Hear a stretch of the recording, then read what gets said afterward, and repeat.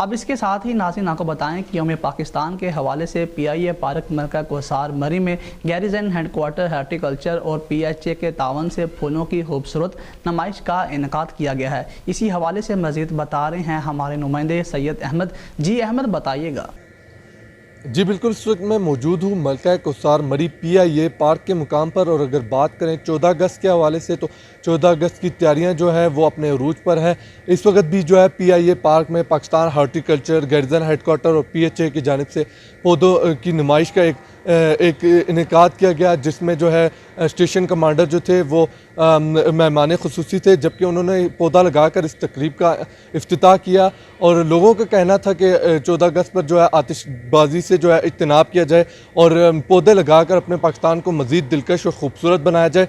जबकि बात करें अगर स्याहों की, तो स्याहों की बड़ी तादाद भी इन फूल की नुमाइश को देखने के लिए आ रही है। और जिंदा कौमें अपने आबाओ अजदाद की लाजवाल कुर्बानियों को कभी नहीं भुलाती और उनके